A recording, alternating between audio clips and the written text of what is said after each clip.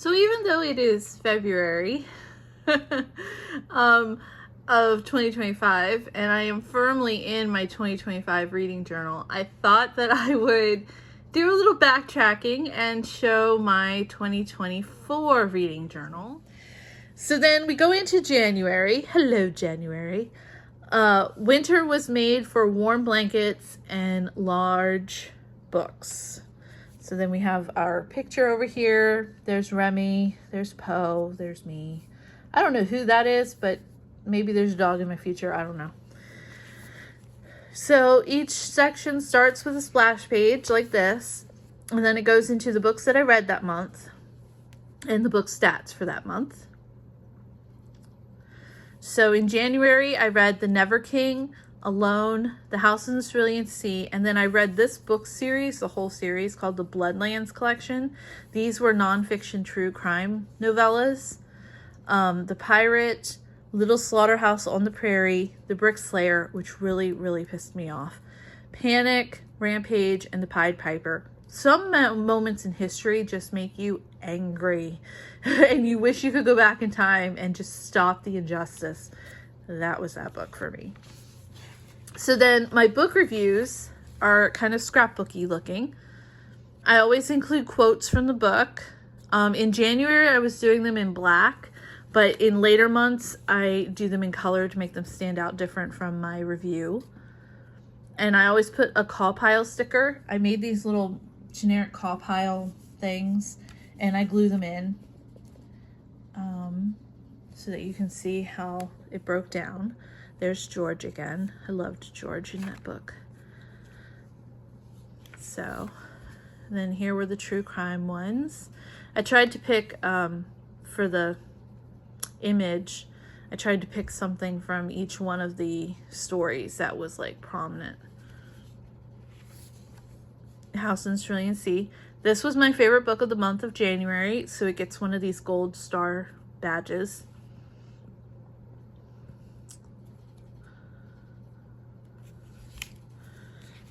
And then we go into February. He was her dark fairy tale and she was his twisted fantasy, and together they made magic. F. Scott Fitzgerald. I read 5 books that month. Stoneheart and Neon Gods were from the Dark Olympus series. A Touch of Darkness, Mexican Gothic, and Hunt on Dark Waters were the others. This was the 2 books from Dark Olympus. Stoneheart, Neon Gods. Hunt on Dark Waters, Touch of Darkness. Totally looks like this is like from one image, but it's not. This is from, so A Touch of Darkness, like the book series, I think that Hades would look like Matthew Goode from Discovery of Witches and Downton Abbey. So that's him from, I think this is a shot from A Discovery of Witches. But I found this girl and I kind of, you can see where I overlaid them. But it looks like they're back to back. I think that was a cute little trick I did there. This was Mexican Gothic. This was my favorite book of the month of February. So it got a double page spread.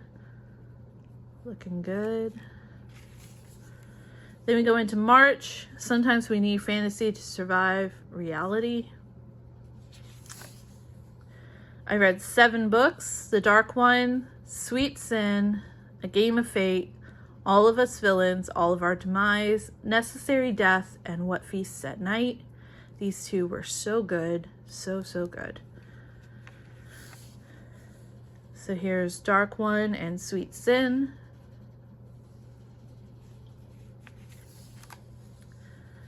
A Game of Fate. A Game of Fate was almost my book of the month. Almost.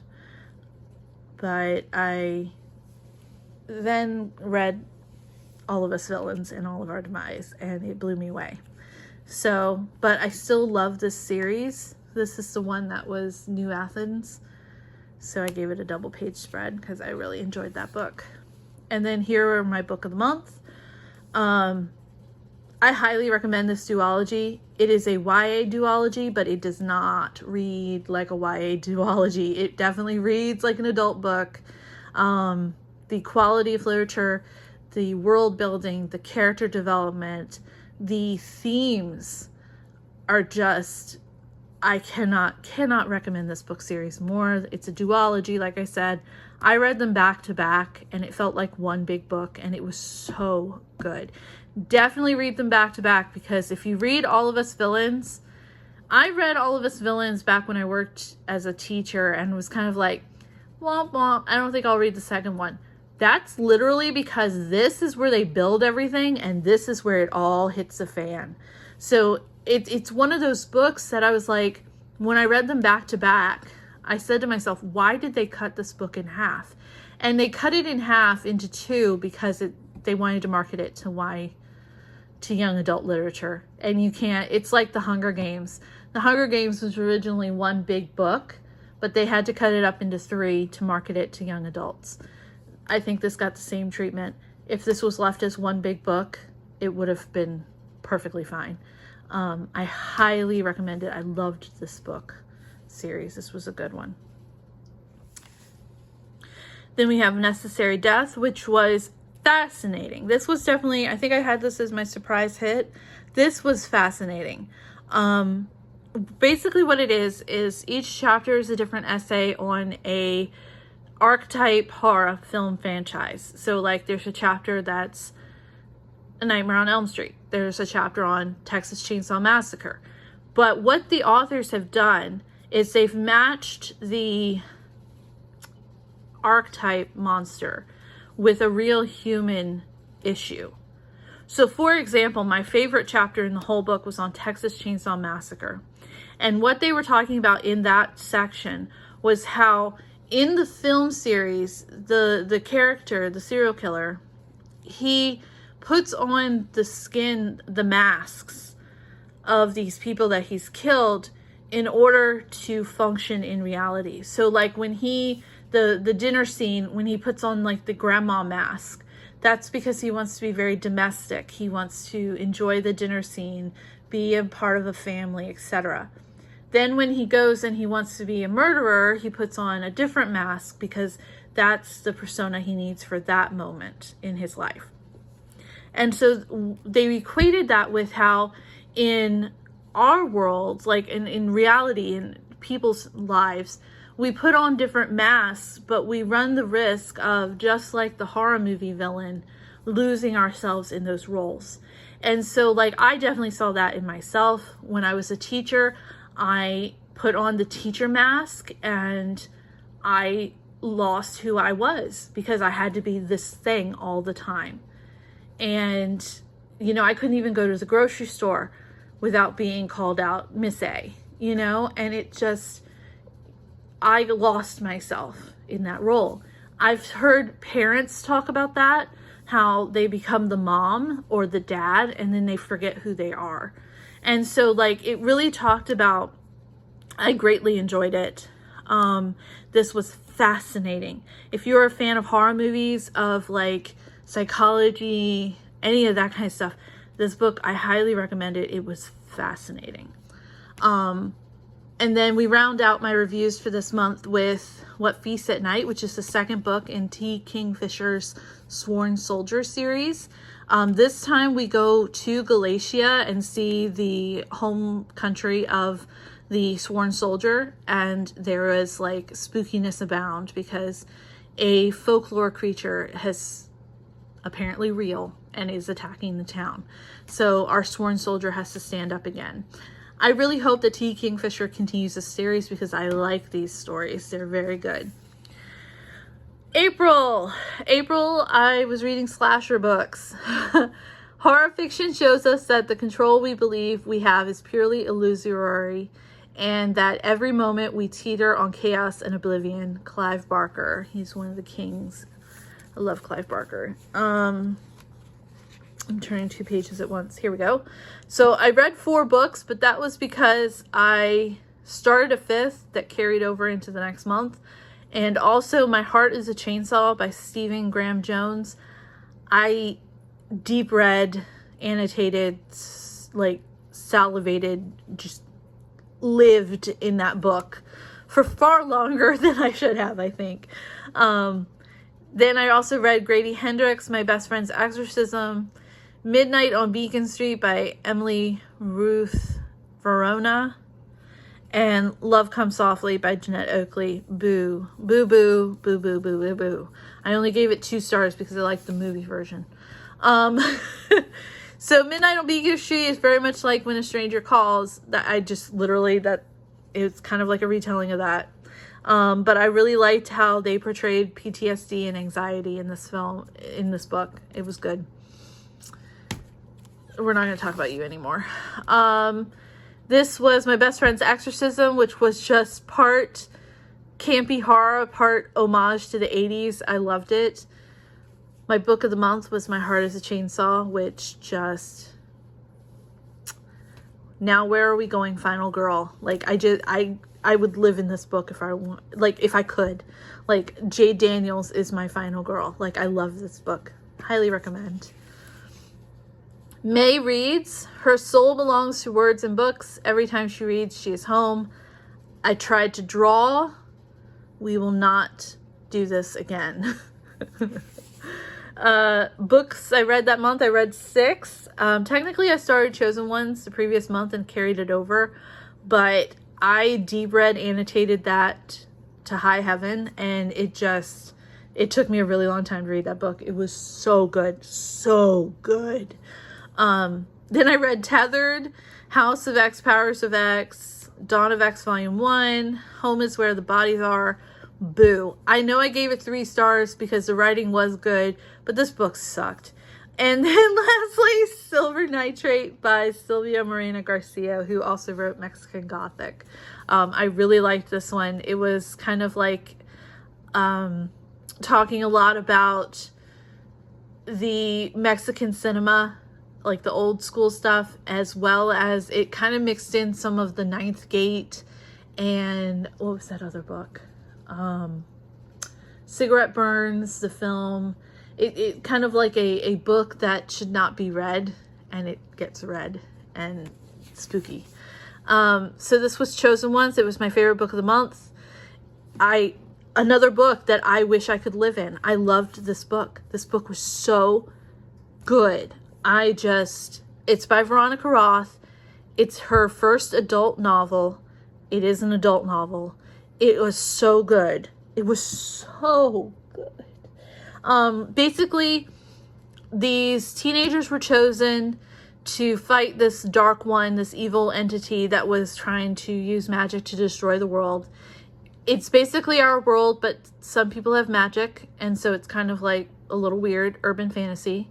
But they defeated the dark one. World moved on. They became celebrities because of what they did. So they're constantly hounded and followed around by paparazzi. They basically are celebrity types. They have no private life. It's the cost of fame. Problem is, now they're adults pushing 30. No direction in life. They kind of topped when they were 14. And the dark one comes back. And they start having magical disturbances again. And the government shows up on their doorsteps again and is like, hey, I know we said that you were done, but...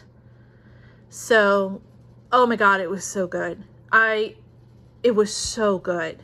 Some of the writing in this book was just how we treat fame, how we treat soldiers, PTSD of soldiers. It just, I cannot put into words. I highly recommend this book. Then we had a vampire book called Tethered, which was kind of like an arranged marriage of convenience story.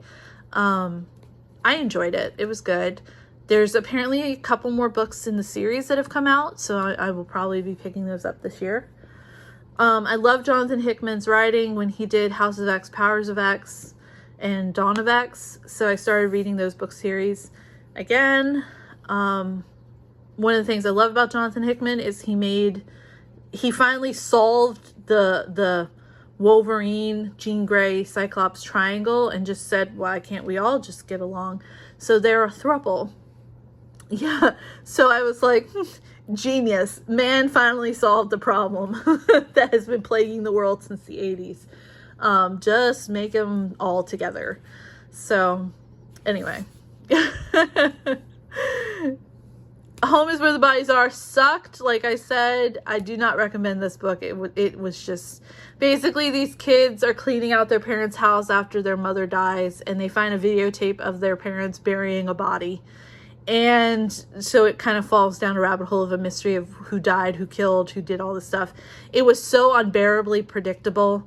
There was a drug addict younger sister subplot that was just really, why? Why is this even here? Like, you are distracting from the mystery. I don't care. And it was one of those books where the author, it seemed like, was trying to throw everything and the kitchen sink into this book, and the book wasn't even that long. No. Bad writing. Bad. Need an editor. Silver Nitrate, another one that I recommend. Sylvia Morena Garcia, you can't go wrong with her books. This one was really spooky, scary. Reminded me of like The Ninth Gate. June. Hello, June. One benefit of summer was that each day we had more light to read by. Jeanette Walls. I read 5 books: Butcher and Blackbird, Leather and Lark, Do Your Worst, Win Among Crows, and Night Shift. So, Do Your Worst, romance novel set in Scotland. Yeah, Scotland. And she is a curse breaker. He's an archaeologist. He's investigating the castle because, like, what can we sell? How old is this stuff? What is it worth?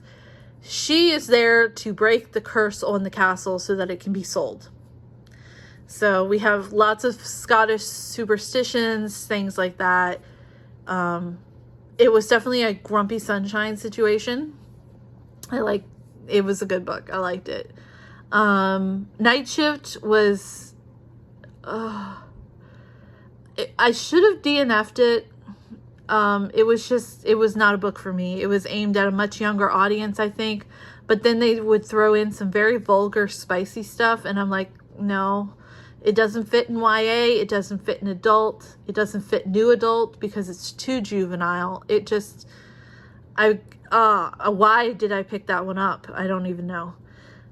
Win Among Crows was by Veronica Roth, who did Chosen Ones. This one was a novella, and it was based on some Slavic, like, fairy tales and stuff. And it was cute. Cute's not the word. It was short and interesting, I guess is the way I really want to put it. My favorite book of the month was Butcher and Blackbird. It was actually the second time I've read it, and I will probably read it again this year. I love that book so much. It is so funny to me.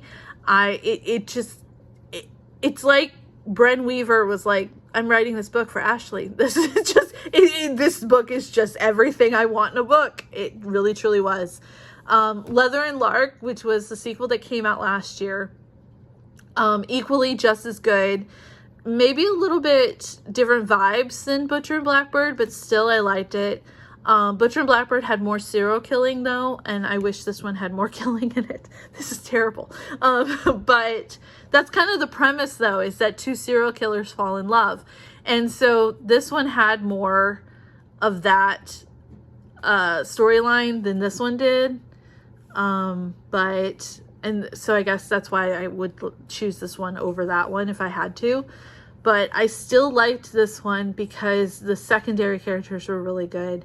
And I liked the evolution of Lachlan through the book. I thought that he evolved very well. Lark didn't. But Lark was kind of like, I am as awesome can be. I cannot be any more awesome than I am. So she really did not need to, like, develop anywhere. But it was cool. It was a good story. I loved the ending though. The ending was very good, very actiony.